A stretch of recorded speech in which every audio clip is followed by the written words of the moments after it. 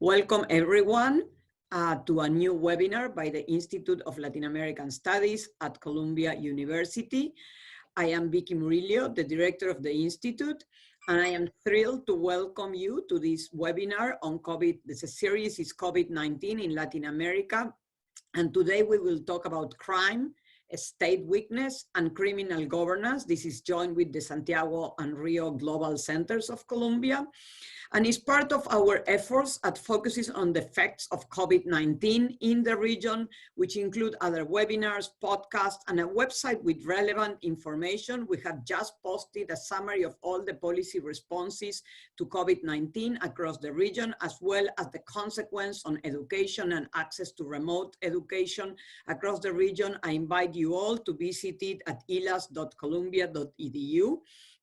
And for the webinar today on crime, state weakness, and criminal governance, we have two fantastic speakers that we're lucky that they have agreed to come or to Zoom in. First, we have Beatriz Magaloni, who's a professor of political science and a senior fellow at the Freeman Spogli Institute at Stanford University, as well as the director of the Poverty, Violence, and Governance Lab. Her research focuses on the political economy of development, including authoritarian regime, indigenous governance, violence, justice, and human rights, as well as poverty and distributive politics.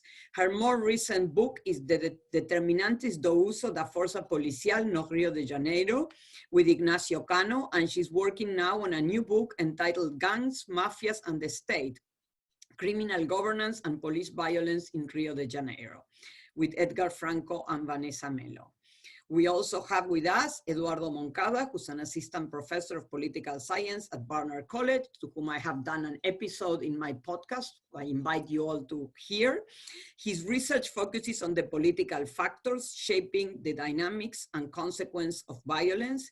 His first book is Cities, Business, and the Politics of Urban Violence in Latin America by Stanford University Press. And he's currently working on a new book that explores resistance to criminal extortion in Mexico, El Salvador, and Colombia, including the emergence of vigilantism as a reaction to such victimizations. Thank you very much to both of you for having agreed to come or to Zoom in. We will have them presenting first, and then we will open to questions by the public. I really urge all of you in the audience to please use the chat function to write your questions, and I will be gathering them from that chat and asking them to the speakers. Thank you very much. Thank you, Vicky, so much for this invitation and this opportunity to also be here with Eduardo and with your collaborators in Brazil and in Chile. And thanks everyone for being here. So I want to first start by saying that my research on criminal violence and governance has been focused on Rio de Janeiro, basically, and Mexico. I've been working there for the last 8 years in Rio, studying the governance in the favelas and also studying the process of pacification that, as many of you know, unfortunately failed, and it had many counterproductive consequences, but also some positive results. And I've been studying the problem of criminal violence relentlessly in Mexico, working in different states, especially Michoacan, Oaxaca, Chiapas, Nuevo León. And I have created a lab that is devoted to solving these problems. So what I am about to say really draws mostly from research that has been done during these years. My research is very much focused on the ground. And so it is kind of unusual to be speaking about something that I cannot go and observe directly. So all we are saying about the coronavirus and its impact is really through what we can see through its coverage in the newspapers. And to me, that is sort of unusual because most of my research, it happens on the ground and focuses on gathering data and evidence that can actually inform our understanding of a very difficult phenomenon to understand, but also hopefully inform policies. So a lot of what we know about the coronavirus and the pandemic and how that it's impacting vulnerable communities in Latin America is really from newspapers. And it's a lot of what we can say is really speculative at this time. But there are some things that we know that have been established by our own research. I also admire very much Eduardo's work in El Salvador, in Mexico, and in many areas, Colombia. He has a very keen understanding of this phenomenon. So I think what we can say really draws from that knowledge and what we can speculate about what we see in the news. So the first thing I want to say is that the crisis and the pandemic really reaches Latin America at one of its really most serious crisis of security and violence. Many of our states are really in very serious problems. In some areas of Mexico, we can really see levels of violence that are equivalent to civil wars.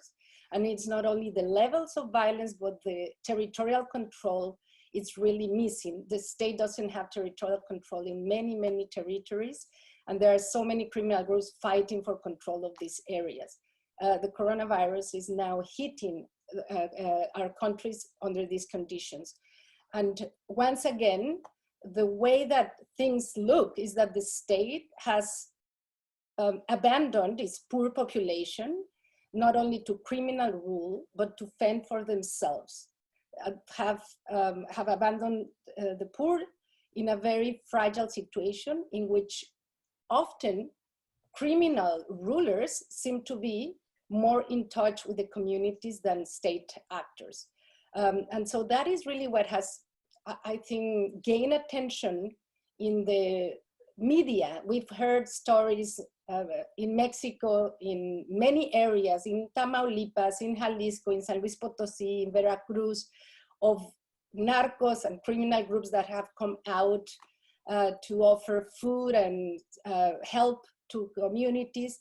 Also, we've heard of these things happening in El Salvador, in Brazil, criminal groups coming out to try to enforce curfews, to try to enforce help government with social distance, with keeping people from transmitting the virus to each other. I think this is something of a romantic vision of criminal groups that we have to keep in mind. Some criminal groups behave in some way benignly towards the populations that they control. But other criminal groups are really ruthless. And I have developed a theoretical framework to understand how criminals rule in the territories that they control. I wanted to show the figure of that framework, but I'm not going to do that because, I developed these insights mostly through my understanding of how drug lords and militias rule the favelas that they control. In some territories, criminal groups actively cooperate with the community and actually are able to provide some form of local public goods and order. They actually are better able than the state to provide the security, to sanction criminals. The methods that they use to do this are often ruthless, but what we have observed is that they work in terms of keeping some order in place. However, we also have to keep in mind that there are many areas that are controlled by criminal groups where people live terrified of criminals. These areas are either places where there is weak territorial control or contested rule, where criminal groups are fighting each other for control, or places where criminal organization is quite weak, that is not able to control the violence that the criminal groups exert against the population. And there are even a lot of areas where criminal groups profit from the communities that they rule, through extortion, for example. Drug cartels in Mexico have diversified their portfolio from mostly focusing on drugs to now really engaging in atrocities such as human trafficking, and they impose very high levels of extortion to the populations in which they live. So in terms of how the coronavirus is affecting these dynamics, as I mentioned, this is sort of speculative. We have seen that in some places, criminal rulers seem to be benign and seem to be helping the population. But we also have seen how this territorial contestation during the pandemic is really, it continues to go on. So my collaborators in Michoacan, for example, just tell me that 2 days ago, 18 people were murdered in various communities in Tierra Caliente, where criminal organizations are fighting for control. Currently, the cartel Jalisco Nueva Generación is invading territory. Local cartels, which are around 5-6 cartels in Michoacan, have formed alliances to defend against the invasion by cartel Jalisco Nueva Generación. And the pandemic creates the opportunity for these groups to invade plazas, to continue the war. So the war is not, it has not stopped.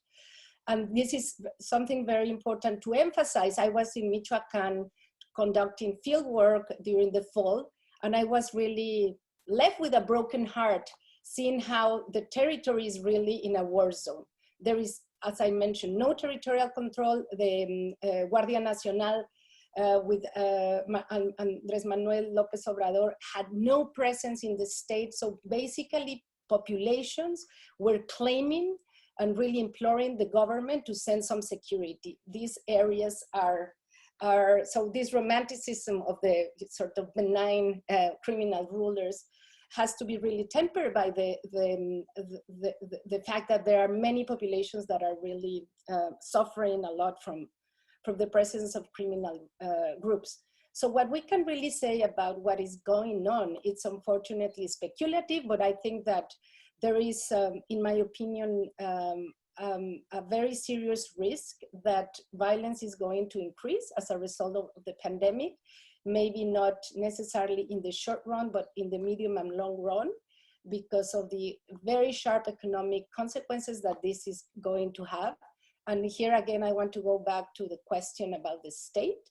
So the question that we really have to raise is why our states in Latin America have chosen to abandon poor communities to the rule of criminals and not really serving to provide any safety net during this pandemic. I want to finish by saying that in my opinion, it's not really about state weakness as such, because in most of these countries, we're talking about Brazil, we're talking about Mexico, Colombia, the state is relatively strong, relatively to, for example, Guatemala, Bolivia, or even countries in Africa like Mali. So these are not particularly weak states. I think this is a political choice that it's really embedded in our country's inequality, that the state chooses to expand its reach to certain territories where the rich are and the middle class are, and to abandon poor communities, in this case to the rule of criminals, and to the very negative consequences of the pandemic. And I just want to finish by saying that I was looking during this week at some news about how communities are reacting to this. And as much as there is this news about the criminal rulers coming out to help, the communities are really coming out to help each other. And it is really heart-moving how communities in the favelas of Rio are helping neighbors, helping each other, where the state is not acting at all. So I want to finish my remarks here, Vicky, and let Eduardo to continue. Thank you very much, Beatriz, for great remarks. We're now going back. We're going to Eduardo, who will talk for another 10, 15 minutes, and then we'll open to questions. As I said before, please type your questions in the Zoom chat, and I will take them from there. Thank you. Thanks to Vicky for organizing this, to Beatriz for participating today as well, and to our sponsors as well at Columbia and at Stanford. It's an honor and a pleasure to be here with all of you. And I should note that my comments today come out of some ongoing research that I'm doing with a wonderful undergraduate student at Columbia University, Gabriel Franco, who's joining us, I think, from Rio de Janeiro today on our webinar. So as Beatriz kind of explained very eloquently in her presentation, obviously COVID-19 poses some very serious challenges to state capacity and governance throughout Latin America. But I think COVID-19 also raises challenges in terms of crime, violence, and illicit markets. And this is particularly, I think, important to consider in a region that even before the pandemic was already one of the most violent in the world. And is home to a wide variety of criminal organizations, from street gangs to global drug trafficking groups and everything in between.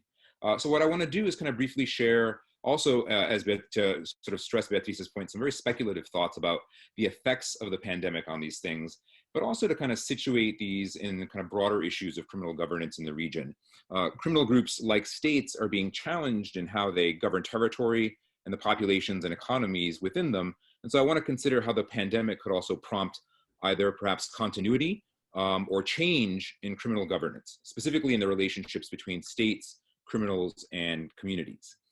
So at a general level, I think we see kind of two overarching trends in terms of crime and violence, where some types of crime, particularly violent crime and street crimes, are generally decreasing, while other forms of crime like domestic abuse and gender violence are increasing. In both cases, state responses to the pandemic may be contributing to those trends, right? On the one hand, the quarantines that most Latin American countries have adopted are reducing opportunities for criminals, reducing the use of public space, shutting down businesses, sending the police and military into the streets to enforce these orders. So these state policies kind of constrain, I think, to some degree, the ability of criminals to engage in crimes in public, from theft to robbery to some forms of lethal violence. And at the same time, these policies are obviously generating pressures that are likely contributing to crimes as well, like gender violence. And I know there's actually an excellent webinar today at 5 p.m. organized by Ilas and Vicky on gender-based violence in the context of the pandemic. So I won't talk too much about that. But it's important to note that patterns of crime also tend to vary across countries and within them as well, even under this kind of shared challenge of the pandemic.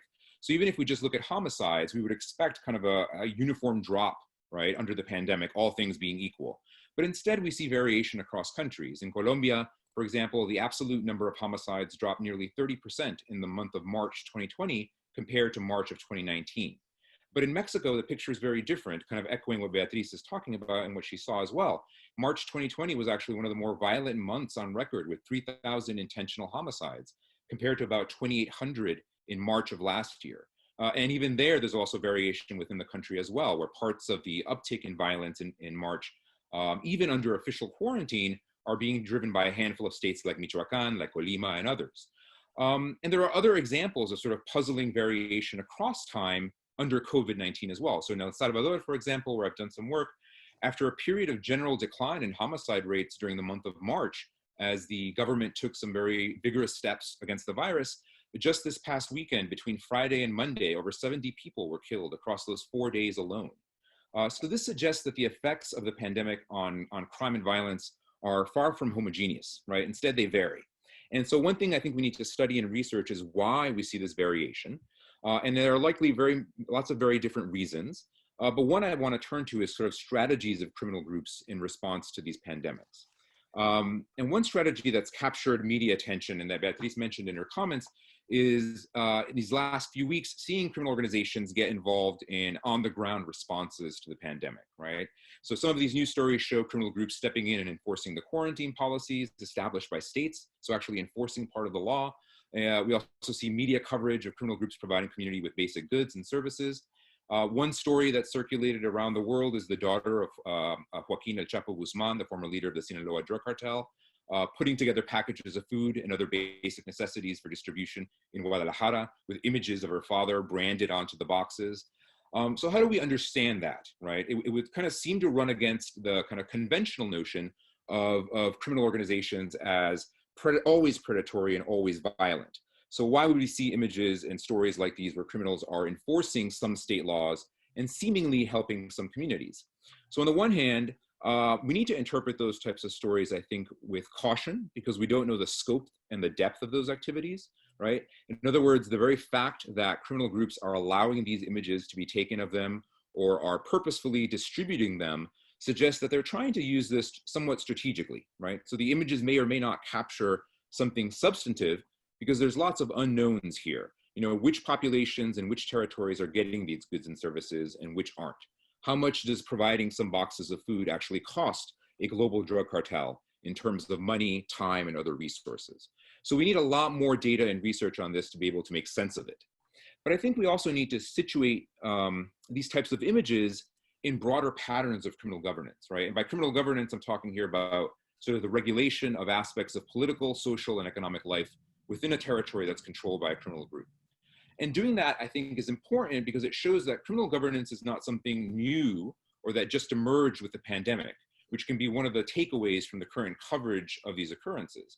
So we know, based on existing and emerging research by Beatriz and others in political science, as well as in other social sciences, that criminals have governed territories long before COVID-19, and that criminal governance varies across space and time in a number of ways, including in terms of relations with the state, levels and patterns of violence, and relations with communities.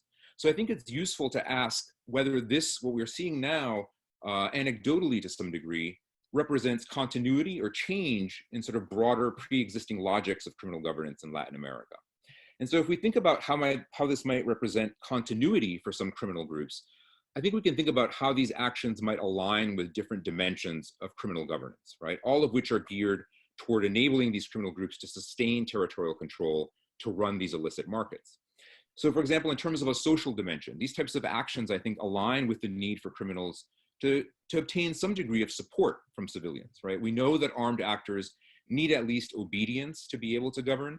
And for criminals, this obedience takes the form of silence and not denouncing criminals to the state or to rival criminal groups. But criminal groups also need to build support from populations, right? Where civilians can contribute to criminal groups' territorial control and their illicit markets. So in some ways, providing these basic goods in a moment of crisis can help criminals along both those lines.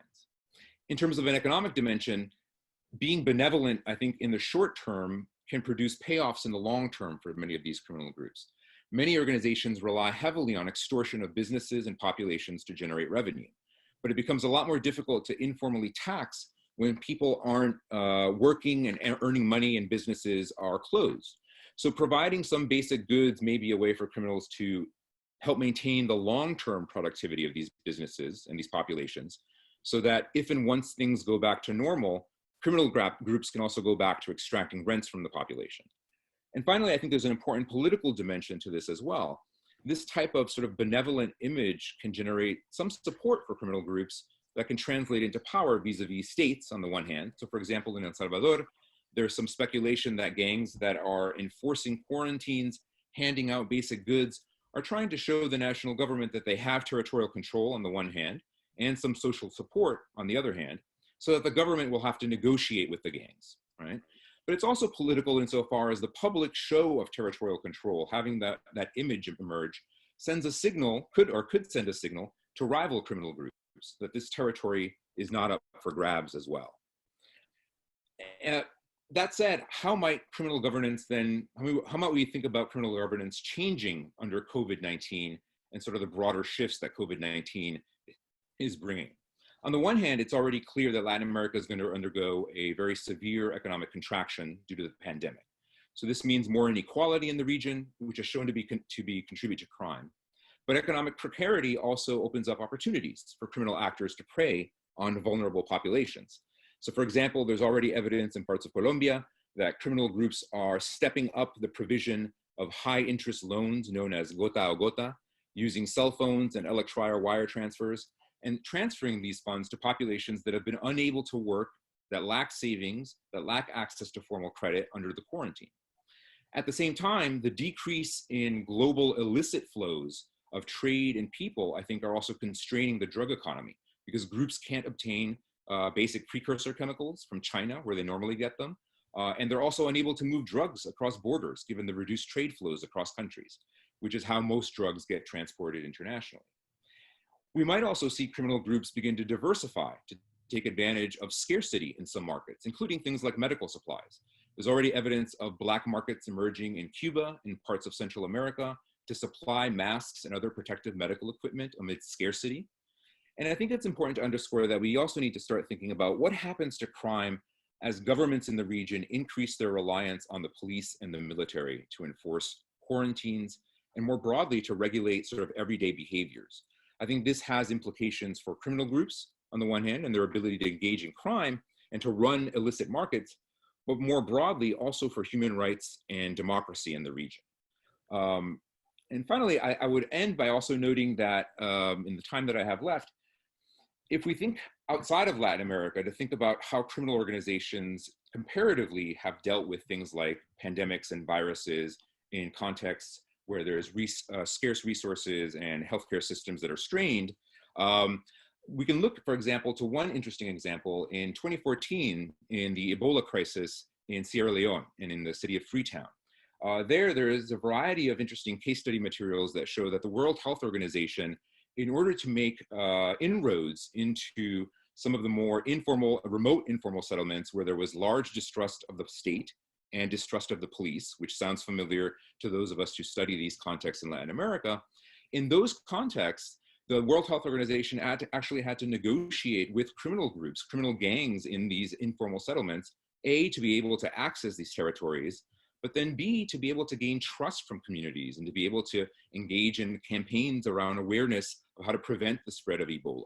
So one question that we might consider as part of our discussion today as well is looking forward and thinking about some of these same conditions in parts of Latin America. Will Latin American governments be forced to either formally or informally interact with criminal groups to be able to access some of these places that are most vulnerable to COVID-19 as we think about some of the factors that correlate with it? And I think my time is up, so I'll leave it there, but I look forward to the discussion. Thank you very much, Eduardo. This was incredibly rich, both yours and Beatriz's presentation. I've been jotting down the questions that were asked, but I want to start with one of my own that comes back to the work that both of you have done. So before COVID-19, you have told us that it was the levels of violence are kind of inversely related to the degree of competition for the territory, right? If you have a monopoly of a single bandit, a stationary bandit, the result was a lower level of crime in that particular territory. By contrast, when we have competition between criminal groups trying to gain control of a particular territory, that's when we see higher levels of violence. So that was the story before COVID-19. How can you tell us these two kind of, I'm being very simplistic in this, in kind of summarizing your work, but how did this tell us in the reaction to COVID-19? Do we see more of this strategy of helping the population for PR reasons, if you want, or to signal to the government to negotiate whatever the goal, in terms of enforcing quarantines, in terms of providing food, in the places where there's control of the territory and a monopoly? And do we see the increase in homicides in cases where there's more competition for the land, now that there's not even people outside where they fight? So I guess that's my first question to both of you, and then we'll move to the questions that I've been writing from everybody who wrote. Beatriz, do you want to start, or? Yes, Vicky, this is, as I say, it's very speculative, no? Because I'm too obsessed to, having the data to support what I say, and often But what is your expectation, even if you don't know what happened? So I'm looking at what is in the news in Mexico, and we see Jalisco, Tamaulipas, Michoacan, San Luis Potosí, and Veracruz in these states. And, I'm not going to talk about the municipalities because then I have to just explicate each of the news. But it's interesting, and that to me seemed confusing a little bit, because in many of these areas, there is, at the moment, a great deal of contestation. And so in our previous, theorizing of this phenomenon, we have said, generally where you have monopoly, you would expect more help. But here, at least this is my suspicion in Mexico, is that the criminals, and I think Eduardo mentioned, sorry about my dog, guys, I don't know how to, well, I hope she gets quiet. So my speculation is that they're doing this strategically, a little bit like Eduardo says, is, we need support, we want to invade this territory, we are fighting with our rivals, and we want to use this, but more as a rhetoric. It's really not true sort of help and governance. That has to be really distinguished from the personal ties that I at least witnessed in some of the Rio favelas that I, did research on, where the drug lords are really known by name. they actually often call them the boys, because literally my friends in the favela say, we grew up with them. I mean, they actually do not romanticize them, but they know them. There are social ties. These are the guys who rule here.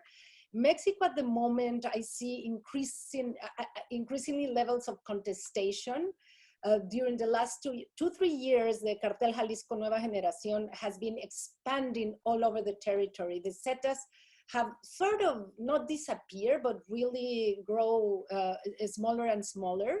And so there is very high levels of contestation, Vicky. And interestingly, this is in the places that we are observing. In Tierra Caliente, which we were talking about with my colleagues, the one I mentioned, 18 people killed 2 days ago. That's exactly where they are distributing these goods. So to me, I think I agree a little with you, Eduardo, that it seems to be that they are really, wanting to increase their support, their brand with the local populations, but that doesn't necessarily mean sort of secure territorial control. At the moment, it's very contested. And so that would be my answer to your question, but this again is very speculative. Mm-hmm. Eduardo? Yeah, I would agree with Vicky on it. With Beatriz on this. I mean, obviously, as I noted, right, these types of images, this type of signaling is something we're seeing from afar, right? And as someone as well that likes to be able to do research on the ground, it's hard to sort of connect that to what's actually happening and being implemented in some of these places that on the one hand were already difficult enough to study and now have a whole other layer of sort of complexity to be able to try and study. That said, I do wonder though, as well, if we can sort of take kind of pre-existing patterns of contestation or monopoly among these criminal groups as a given and then have the shock of COVID and then see what happens. I mean, COVID is also impacting the capacity of these criminal groups at the same time that they're trying to hold on to territory and compete for territory, right? So it's reducing their ability to drug traffic, it's reducing their ability to extort, it's reducing their ability to engage in theft and robbery, right? So in some ways, and I'd be curious to hear thoughts from folks in the audience, especially Beatriz as well, about, what does this mean? So we've gone through, for example, in the case of Mexico, we've gone through a period of severe fragmentation, in part because of state policy, right? That's generated just unimaginable levels of tragic violence in the country, but at the same time, these groups vary in their course of capacity and their economic resources. Will COVID, to some degree, one question that we might ponder and hopefully research at some point is whether COVID's sort of ability to tax the capacity of different groups might tick off the weaker groups, right? I'll sort of have them die off and kind of bring us back toward a more monopolistic setting where we have handfuls of sort of large cartels like Cartel Jalisco and others that have the capacity to kind of weather this storm, right, until things get normal. So that's just one sort of speculative thought as well. Thank you, Eduardo. And I think, I'm going to go to the next question, but it's interesting that we do have a webinar this afternoon on gender violence. And I think there's one also this week on the favelas in Rio, which is going to be on Portuguese, exactly on this very issue. So please, that's another source of information. There are a bunch of questions about the state and what is the role of the state and weak states in this particular case. How can they be conceptualized?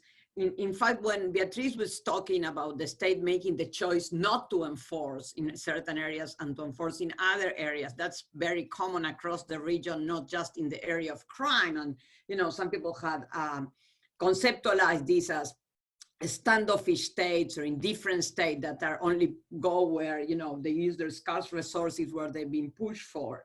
But what is the role of the state in the state weakness or selective weakness in this particular case?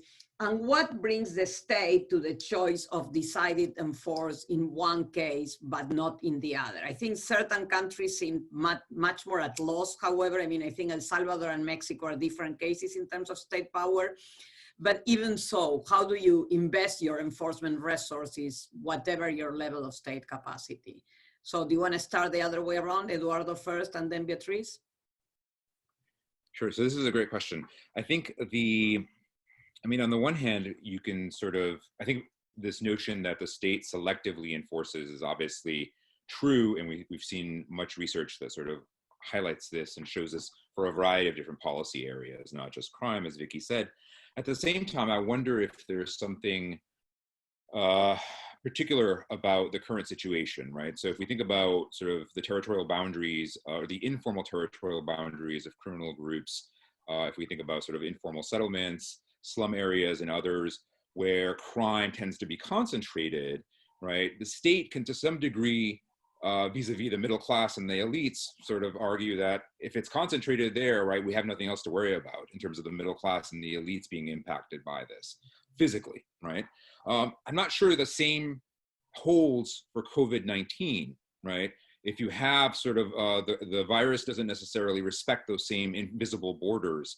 And so if you have the virus there and you're not enforcing quarantines, you're not enforcing social distancing and not attending to the needs of these populations, it puts everyone else at risk as well. So, you know, I guess I'm arguing that to some degree, this may be a different scenario than one that we normally think about when we think about the willingness or the incentives that the state has to enforce or not enforce in different territories. Beatriz?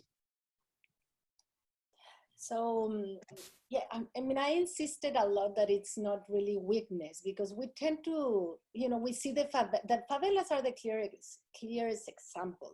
There is very little sanitation in terms of investment by the government, no? Very little investment in public goods, in education, in infrastructure, in roads. It's a completely divided city. So we might really think, oh, the state doesn't have the capacity to go and invest there. It's just weakness, you know, it's poverty of the state. And that is really, to me, false. The state in Brazil, the state in Mexico, the state in Colombia are generally, you know, middle income, wealthier states. So why is it that the state has chosen to leave these territories without its presence? Or put in other words, why has the state chosen to invest so differently in wealthy and middle-class neighborhoods than in poor neighborhoods? And this is something that I believe, I mean, it's not me, but economists and historians have told us how these sort of institutions that were created since colonial times and the conquest, the way it happened and the way slavery, you know, created certain institutions in Brazil and in the Caribbean and so on.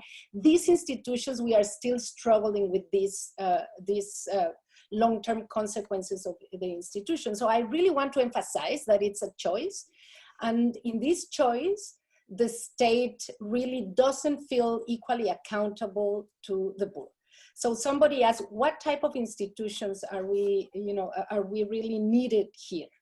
And I want to, again, talk about a broad approach at understanding violence in human history. And this is the book by Steven Pinker, The Better Angels of Our Nature. And in the treatment that he does of how violence has, at least in Europe, declined in a really significant way, and also in the US, his emphasis is on the role of the state, how the state really comes and provides a system of justice and in a way concentrates the monopoly of force so that vigilantism, revenge, and all these sort of social codes that regulate the way social conflicts get settled in places where the state is not present begin to disappear. So without the state, we are not going to ever solve this problem. And the question is why the state chooses to do the things it does. So in the case of Rio that I have studied and also in Mexico, we know that some criminal organizations form alliances with politicians and with police. And in general, in those places, the state tends to prefer to back off. The clearest example is the rule by militias in Rio that have expanded their reach in recent years, and even now more with, you know, Bolsonaro and his liking of these criminal organizations. So we have to take into account that there is a great deal of corruption in our states. and that this is the way that they choose to crack down on certain organized criminal groups and not in others has often to do with the associations that they make with them. But it's not only about police and cracking down, and that's really something that I discovered in Rio, but I have also discovered in Mexico. Is really another way of presence of the state that is necessary. It's not only about public goods, but essentially we are talking about access to education and access to really lines of social mobility for people who live in poor territories. So bottom line is that there is differentiated citizenship in our countries that is at the bottom of the violence epidemic that we suffer.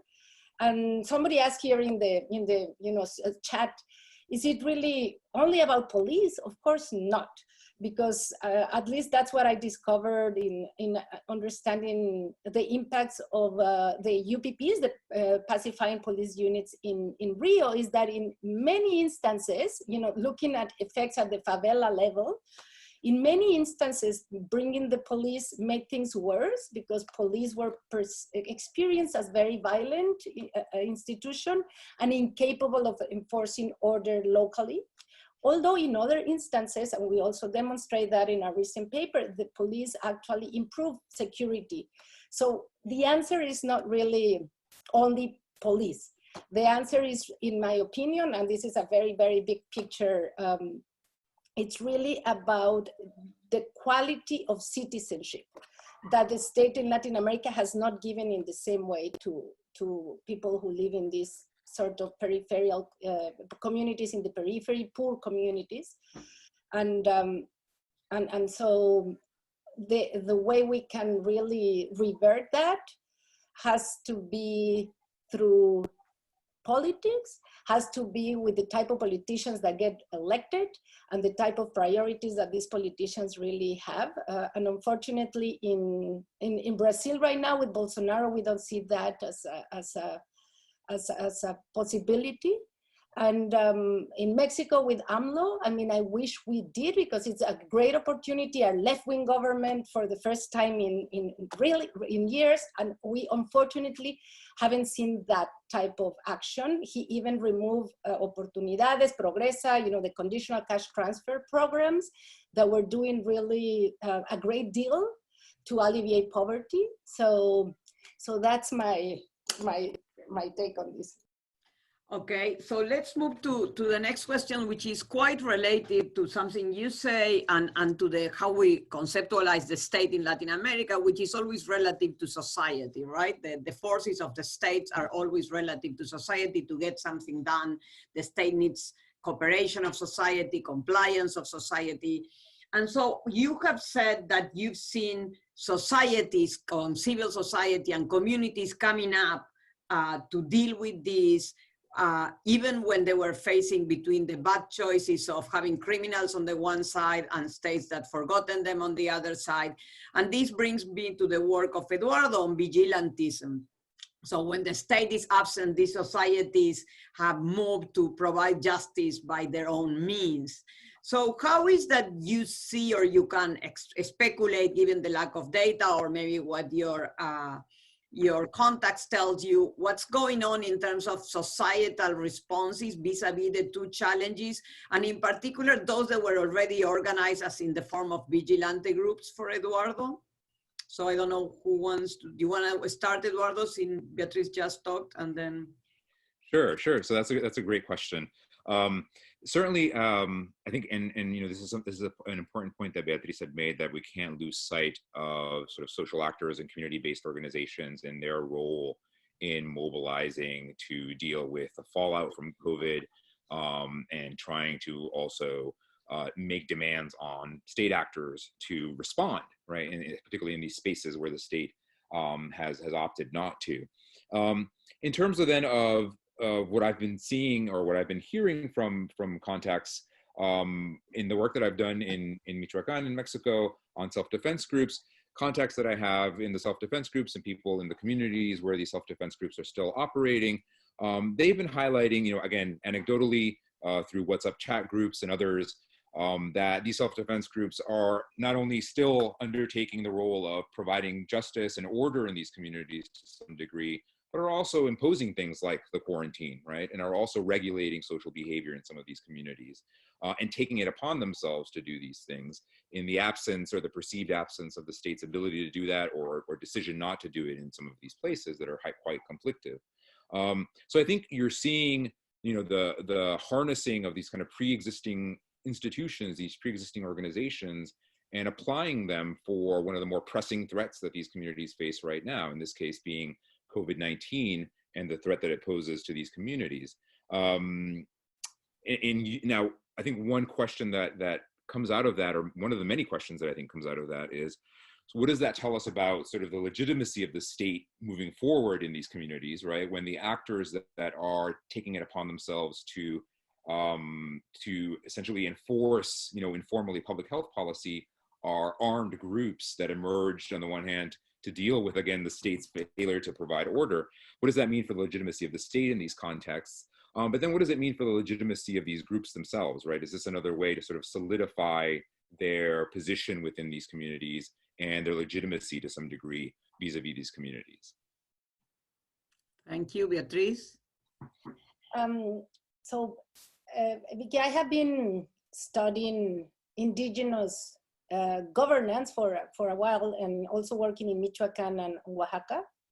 And what I have heard from my contacts there is that the sort of what is called the traditional authorities that really have filled the vacuum of the state. I mean, the best example is the community of Cheran that Eduardo very much knows about it, how they actually expelled the criminals, expelled the police, and gained an amparo demand against the state, were able to acquire autonomy, arm their own police, community police, and then now they have their own tribunal, their own authority.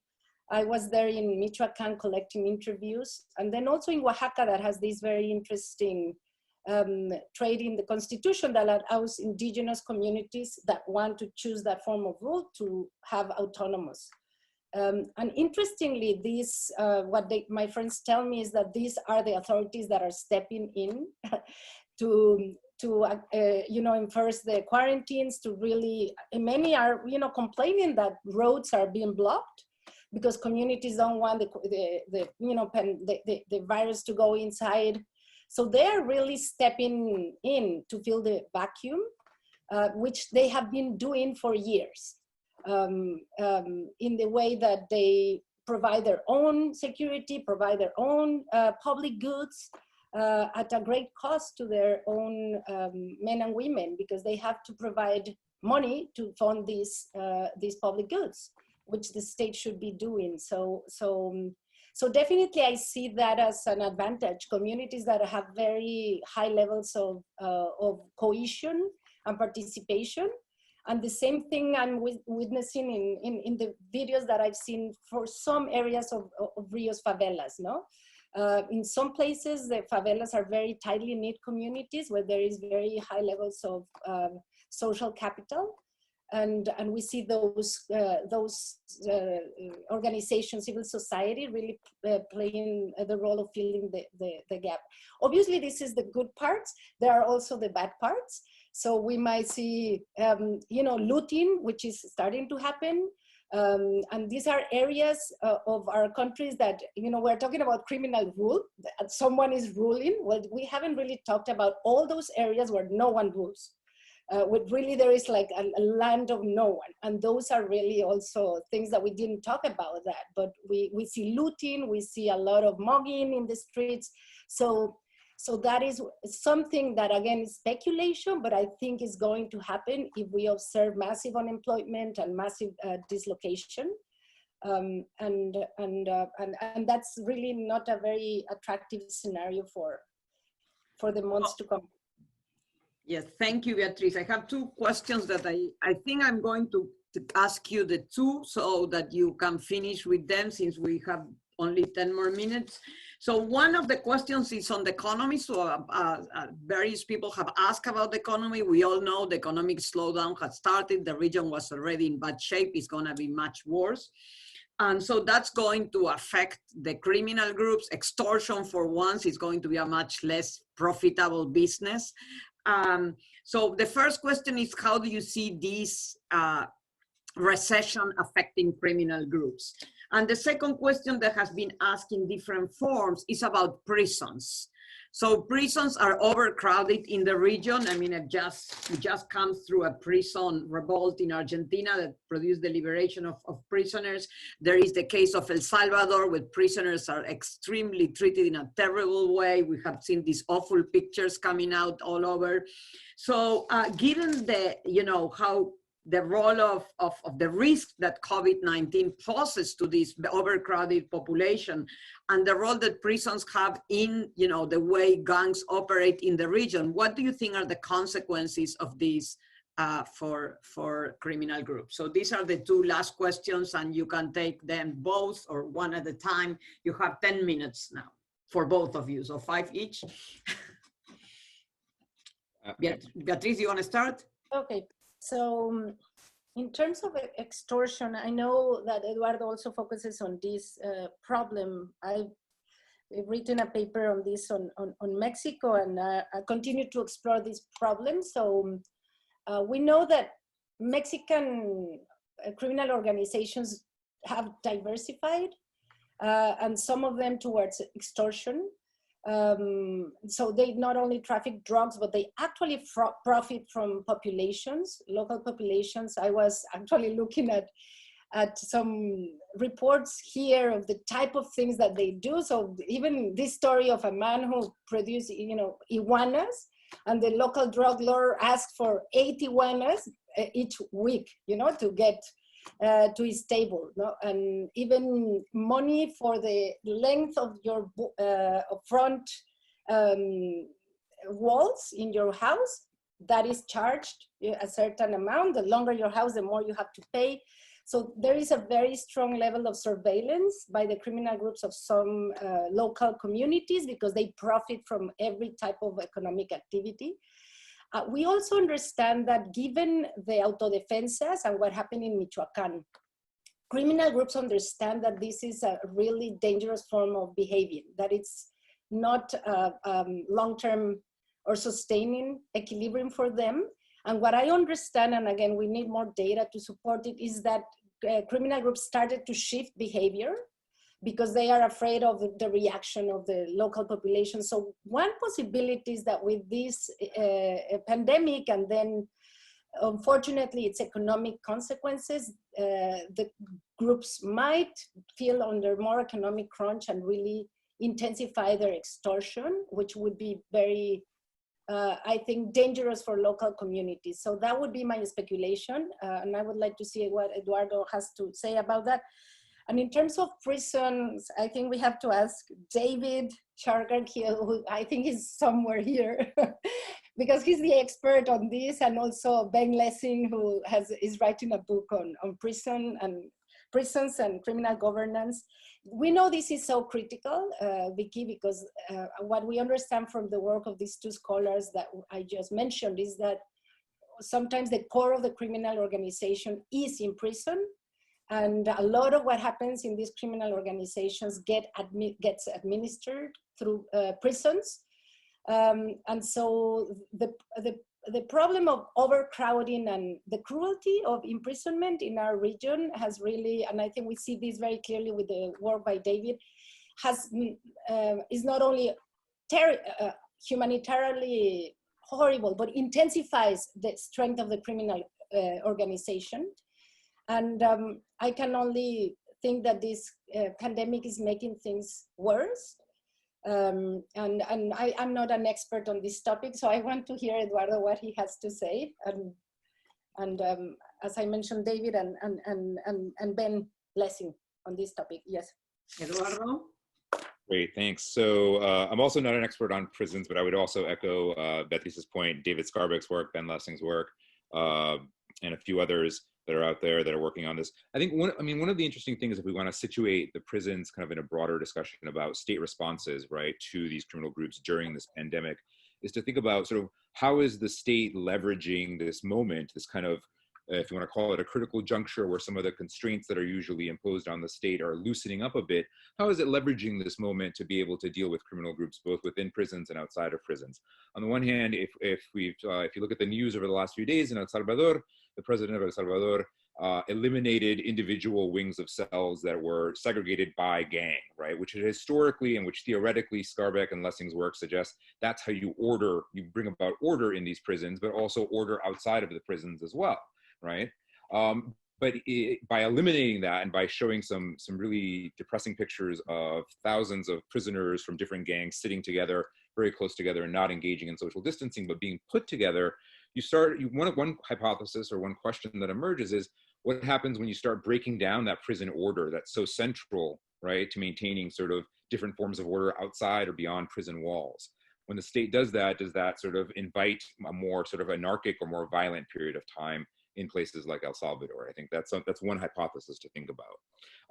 And quickly on the second point about sort of the economy and extortion, one thing to also keep in mind, I think that's important and that we sometimes lose sight of, is that many of these criminal groups, the boundary between licit and illicit is very blurry for them as well, right? So many of them are involved in licit businesses, right? They have their own legally bound and established, legible to the state firms that they run that are also being hit hard by COVID and by quarantine and by reduced economic productivity. So they're taking a double hit, right? On their legal businesses, but also on their ability to extort other businesses too. So that puts them in a very difficult situation. Much like Beatriz points out, I think what you're seeing is a lot of variation across the territory, across Latin America, that's really intriguing, right? So in places like Guatemala, for example, the gangs continue to extort, right? Even though the businesses aren't open, they're continuing to extort. In parts of El Salvador, they're forgiving extortion, right? They're just simply saying, we're not gonna charge. In parts of Honduras, people are forward thinking, the victims are forward thinking. Bus drivers, for example, are saving the money that they would normally pay every week, right, to the local gangs, because they think that once things go back to normal, I'll have to hand it all over because the gangs will ask for it, right? So I think there isn't a sort of homogeneous or blanket sort of effect. I think it's gonna vary across criminal groups, both within and across countries, and over time as well. So it sets us up for a lot of really interesting research when we can go back to the field and do the research. And Eduardo, do you have any speculation of what produces these different patterns in terms of, you know, moving towards continuing extortion or not in this time? Yeah, I think it aligns a bit with what Beatriz is talking about. I mean, because I think one hypothesis would be the capacity of these groups, right, pre-COVID-19. Are these groups that have the economic capital to be able to weather the storm, right, and come out on the other side still alive? Or are they small-scale criminal groups that really relied heavily on something like extortion and now are facing sort of extinction unless they continue to find those types of resources or even spread out to find other types of resources? So one hypothesis would be the capacity of these groups before COVID. Thank you very much, Eduardo. We are getting to the end of our time. Thank you very much, Eduardo. Thank you very much, Beatriz. Also to everyone who's hearing. I'm Vicky Murillo, the director of the Institute of Latin American Studies at Columbia, who's hosting this webinar, along with the Stanford Class Center and the Global Centers in Rio and Santiago. And as I said at the beginning, if you're interested in the effects of COVID-19 in the region, I really invite you all to visit the ilas.columbia.edu website of the Institute, where we have been updating with the consequences of COVID and the variation across the region. Today, we put the data on access to remote education and variation across the region and economic policy responses. Also, if you're particularly interested in crime, you can come to Unpacking Latin America and hear the episode of Eduardo Moncada talking about crime.